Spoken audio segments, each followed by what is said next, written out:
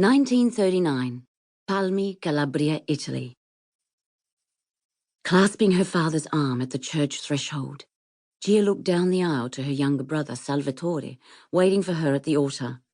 The priest gave a nod, and with gentle fluster the few wedding guests in pews stood up, her mother, Nonna, Taddeo's parents, and family.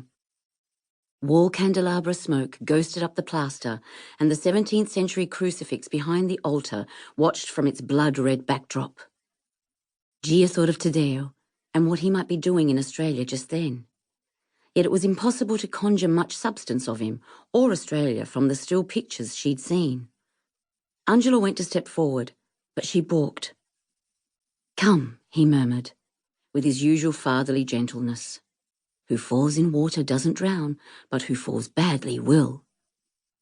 She squeezed his arm and let him lead her onward, knowing she'd miss her father's quaint way of talking in verse and proverb, an unfulfilled storyteller who hadn't had the opportunity to learn to write. Salvatore, as Taddeo's proxy groom, looked so swamped in their father's old wedding suit that Gia almost let out a nervous laugh.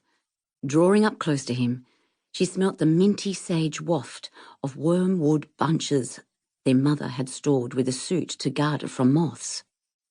His eyes met hers. There was a sheen on his forehead. Her own hands felt moist. She turned as Angelo stepped back. The bobby pins her mother had used with zeal to keep the veil circlet on Gia's thick curls prickled her scalp. Many girls marry this way now, she reminded herself. And they did, with so many young men gone. The priest began, and she stole a glance at her mother.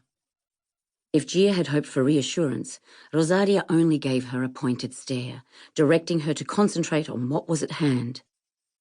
She didn't look over to Taddeo's mother, because she knew the two women behind the arrangement would only be at ease once the nuptials were complete and she was on a ship to Australia. Marked out as old at 23, she wasn't sought after for marriage, but neither was Taddeo, with his shyness and the purple birthmark on his face. Not that Gia recalled him or the birthmark too well. He was 5 years older than her, and she had still been at school when he'd left Italy a decade ago. Despite the sunny morning, she felt the coldness that the echoey interior of Santissimo Crocifisso still held from the night before, heard the scrape of stone dust when she moved her feet. Through the open church door drifted passing voices, followed by a cart on the road outside. At once she felt apart, and yet apart from it all. And as Salvatore awkwardly edged the plain ring onto her finger, they heard Nonna blow her nose loudly, and Gia felt herself already separating from her life in Palmi. Back out front of the church in the little square, Piazzetta dell'Annunziata, she was momentarily blinded by sunlight bouncing off the pale paving stones. "Congratulazione, Giacinta," Rosaria kissed Gia's cheek. "You are Signora Poletti now." And before Gia could digest this, Nonna, still crying, pushed forward for her turn. "Tanta belle cose," she wished her. Many beautiful things. Taddeo's mother was next. "Look after my son well, and be sure he is content."